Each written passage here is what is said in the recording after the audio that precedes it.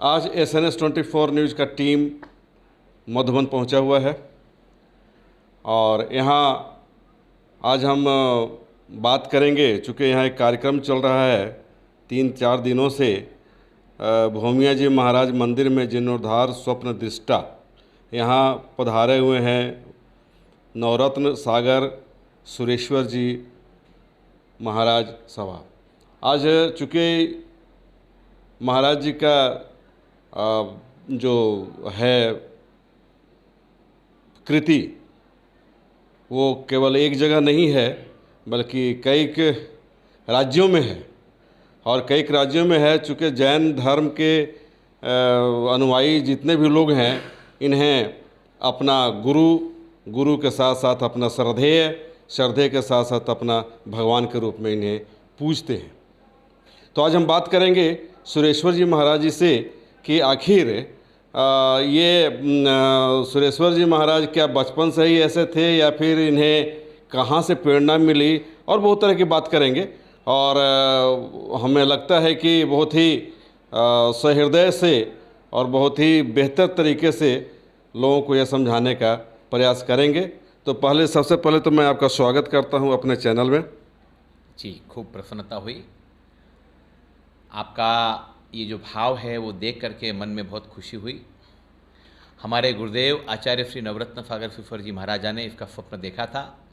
मैं उनका शिष्य आचार्य विश्वरत्न सागर फुरी आपके समक्ष उपस्थित हूँ और आप जरूर पूछिएगा, चर्चा कीजिएगा, मैं तैयार हूँ।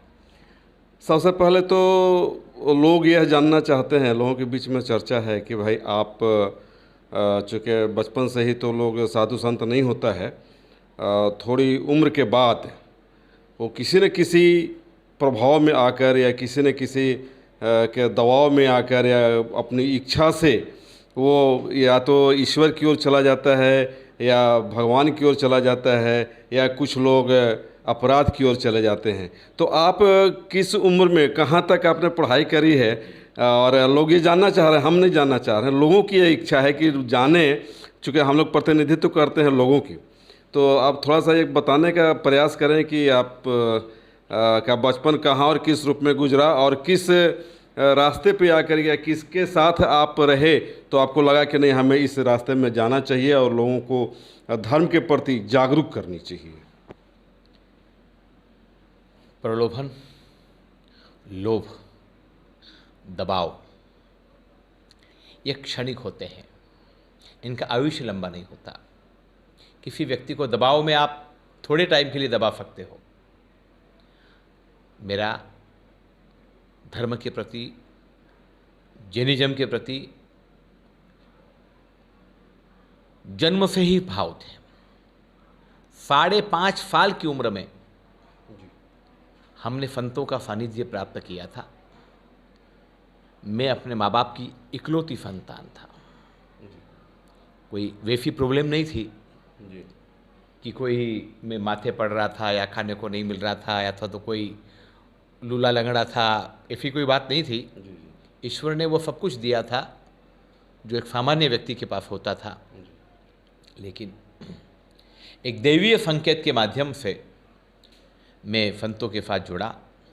मात्र 6 वर्ष और 20 दिन की उम्र में मैंने मेरे गुरु आचार्य श्री नवरत्न सागर समाज के सानिध्य में संयम दीक्षा ली। समूचे जैन धर्म के इतिहास में सबसे छोटी उम्र में संयम लेने का गुरु की आशीर्वाद से मुझे सौभाग्य प्राप्त हुआ। ऐसी कौन सी घटना घटी आपके जीवन में 6 साल की उम्र में कि आप जो है सीधे गुरु के सानिध्य में चले गए? मेरी बड़ी बहन ने इस संयम के मार्ग पर जब वो प्रयाण किया तो मैंने भी जीत करी कि भाई मैं भी गुरु के साथ रहूँगा। क्योंकि धर्म तो मुझे अच्छा लगता था, मुनि जीवन भी मुझे अच्छा लगता था, लेकिन ये एक अच्छा निमित्त मिला जिसके चलते हमने संयम निर्धारण करने का निर्णय लिया। घर से एक बार निकला सो निकला, लौट करके कभी घर नहीं गया और फिर संयम के धर्म पर आगे बढ़ गया।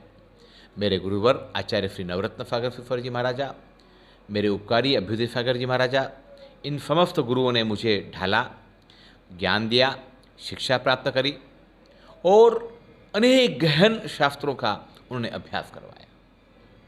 और अभ्यास के करते हिंदुस्तान के करीबन 22 से 23 राज्यों का विचरण हुआ और जगह जगह जा कर के धर्म की अलख जगाने का प्रयास किया। आज झारखंड के अंदर ये फमेश फिकर जी के भूमिया जी में आगमन हुआ। सन 2014 के अंदर यहाँ सन 2010 के अंदर हमारा यहाँ आगमन हुआ था। उस समय इसके मंदिर के जीर्णोद्धार की रूपरेखा बनी थी, प्रेरणा करी थी हमने। और आज 14 बरस के बाद में सन 24 के अंदर आज पुनः यहाँ पर आगमन हो रहा है। बाबा की भव्याति भव्य प्रतिष्ठा के निमित्त हम सभी का यहाँ पर आगमन हो रहा है। आप से लोग यह भी जानना चाह रहे हैं, लोगों की इच्छा है यह जानने की कि धर्म का आपने रास्ता तो चुना, लेकिन धर्म कई होते हैं, तो उन धर्मों में आपने जैन को ही क्यों चुना? देखिए, हमारा धर्म जैनिज्म से जुड़ा हुआ था। हमारा परिवार इसलिए में जैन धर्म में दीक्षित हुआ। लेकिन दीक्षित होने के बाद हमने उपनिषद पढ़े, हमने कुरान पढ़ी, हमने बाइबल पढ़ी, वेद उपनिषद सारे के सारे पुराण, बौद्ध ग्रंथ, वेदांत ग्रंथों का अभ्यास किया। लेकिन जो गहराई जैन धर्म में है, जो डेप्थ जैनिज्म में है, भगवान महावीर ने हजारों साल पहले जो बातें कही थी, आज वो सारी बातें विज्ञान ने प्रूव कर दी है। संसार में ये कोई नहीं मानता था कि पानी में जीव है। केवल अकेले महावीर ने कहा था कि पानी में जीव है।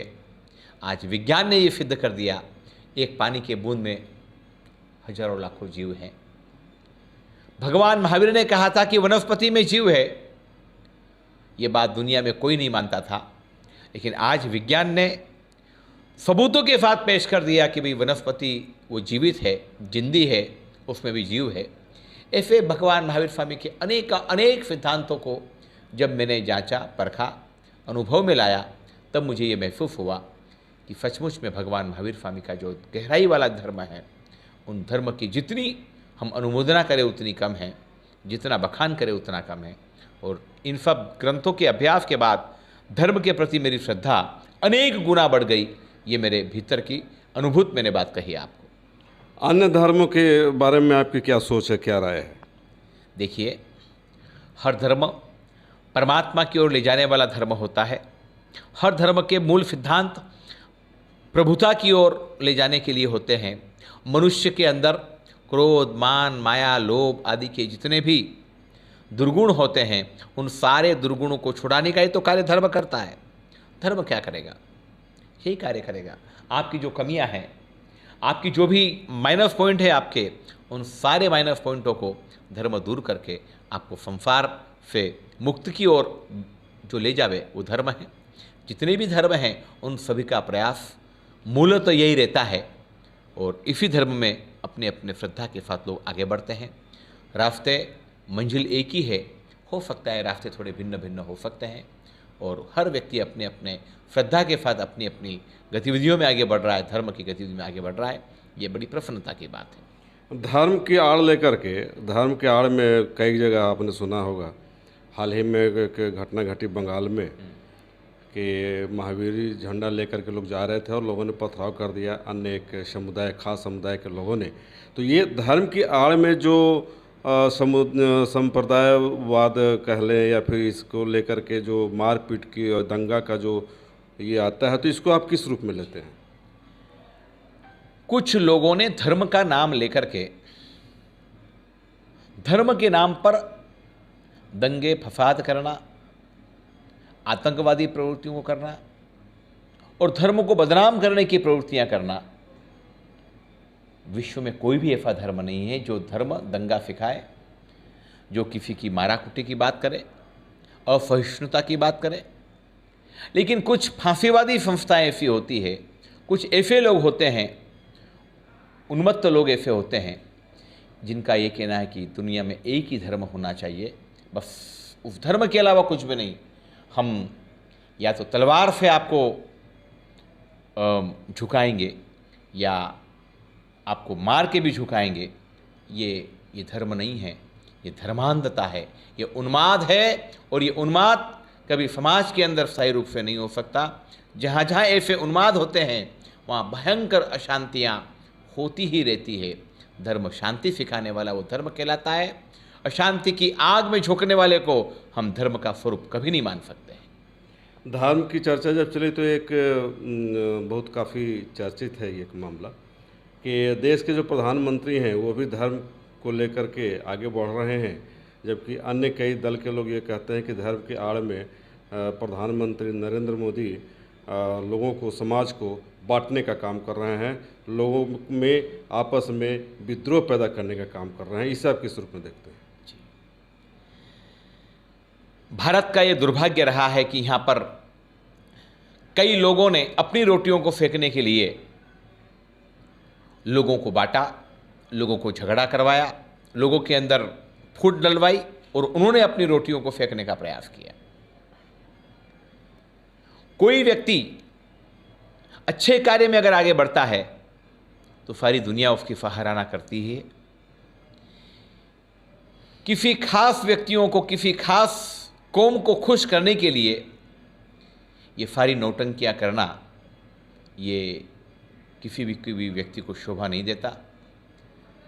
हजारों साल से जिस भूमि के ऊपर राम का जन्म हुआ, कृष्ण का जन्म हुआ, महावीर का जन्म हुआ, बुद्ध का जन्म हुआ, और कोई व्यक्ति अगर उनकी जन्मभूमि के ऊपर मंदिर बनाने की बात करे और लोग उसको सांप्रदायिकता का अगर स्वरूप करे तो दुनिया में इससे बड़ी बेवकूफ़ी कुछ नहीं हो सकती है। इसकी धर्म की परिपाटी है, परंपरा है। राम भारत में जन्मे हैं, अगर अयोध्या के अंदर जन्मे हो और वहाँ अगर उनका मंदिर बने और कोई उसको राजनीति बोले तो उससे कोई फर्क नहीं पड़ रहा है। सारी दुनिया जानती है राजनीति क्या होती है और धर्मनीति क्या होती है। ये एक अच्छा कार्य था, अच्छी प्रक्रिया थी।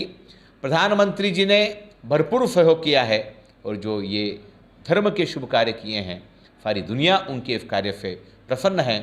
जिन लोगों को पेट में दुख रहा है, उनको कुछ और प्रॉब्लम है, कहीं वो किसी और को खुश करना चाहते हैं, इसकी वजह से उनके पेट में ये दुखाई दे रहा है, बाकी सच वो नहीं है। अभी जो स्थिति चल रही है तो हिंदुस्तान को किस रूप में जाना जाना चाहिए? कुछ लोग कहते हैं कि इसको भारत के रूप में जाना चाहिए, लोग जाने, कुछ लोग कहते हैं कि इंडिया के रूप में जाने, और इसी को लेकर के काफ़ी विवाद भी हुआ, काफ़ी चर्चे भी चले। तो इसको हम लोग यानी आम लोग इसको किस रूप में देखें? भारत शुरू से धर्मनिष्ठ रहा है। यहाँ पर सिंधु नदी की सभ्यता और हिंदुस्तान के रूप में सारी दुनिया ने इसको पहचाना है। भारत, इसका जो नाम है वो प्राचीन नाम है, कोई नया है नहीं नाम। रहा सवाल इंडिया का, तो ये तो अंग्रेजों की दिया हुआ नाम है। इंडिया का नाम रखना ये तो शायद गुलामी की मानसिकता है। अगर भारतीय रूप से भारत का नाम अगर है तो उससे अच्छी बात कुछ नहीं हो सकती है। इसका इसी रूप में जाना चाहिए। यही हमारे आर्यवर्त और हमारी भारतवंश की परंपरा का गौरव है।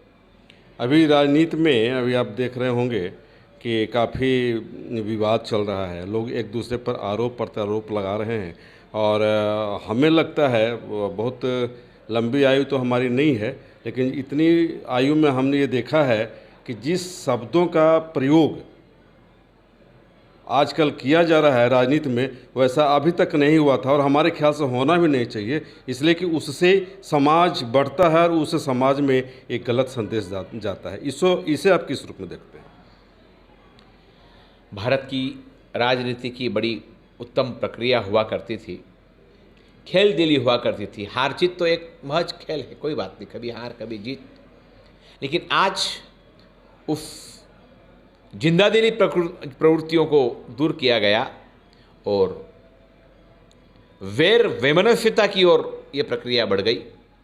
पूरी चुनावी प्रक्रिया वैमनस्यता की ओर आगे बढ़ रही है, बड़ी चिंताजनक है। लोकतंत्र के अंदर किसी व्यक्ति को कभी आपकी बात पसंद आए, कभी आपकी पसंद न भी आए, इसका मतलब ये नहीं होता है कि वो व्यक्ति खराब हो जाता है। हारने वाला खराब होता है, जीतने वाला खराब होता है, ऐसा नहीं है। समय समय की बात है, वक्त वक्त की बात है। कोई समय में कोई व्यक्ति का खूब अच्छा एक जलवा होता है और कोई व्यक्ति समय के साथ थोड़ा अस्त हो जाता है। ये पक्षापक्षी और अत्यंत हीन भाषाओं का उपयोग ये खतरे का निशान है और इससे हम लोगों को लोकतंत्र के लिए इसको दूर करने के लिए सार्थक प्रयास और पहल करनी चाहिए। अंतिम सवाल, आपने वैमनस्यता का जिक्र किया, इस वैमनस्यता को कैसे दूर किया जा सकता है? वैमनस्यता का मतलब होता है कटुता, भीषण कटुता, एक दूसरे के प्रति अत्यंत वैर विरोध। और जिंदादिली का मतलब होता है हृदय की विशालता। कोई बात नहीं, आज ये व्यक्ति जीत गया, कोई बात नहीं, हम फिर प्रयास करेंगे, हम और अच्छे से प्रयास करेंगे। हारने वाले व्यक्ति को कभी कपड़े नहीं फाड़ना चाहिए, स्वस्थता के साथ चिंतन करना चाहिए और चिंतन करके उन उपायों पर काम करना चाहिए कि जिससे वो जीत की ओर आगे बढ़ सके। अगर इस दिशा में सार्थक प्रयास किया, जैसे गीता जी के बड़ी प्यारी बात करी है, तो कर्म किए जा, परिणाम तो ऊपर देने वाला है, कोशिश करना अपना काम है, होना ना होना तो ऊपर की वाले की बात है। भगवान महावीर स्वामी ने भी बड़ी प्यारी बात करी है कि हे मानव, तू अपने कर्मों में विश्वास कर, अगर कर्म अच्छे होंगे तो रिजल्ट आज नहीं तो कल जरूर अच्छा आएगा। अगर ये भावना रहेगी तो 100% ये वैमनस्यता खत्म होगी।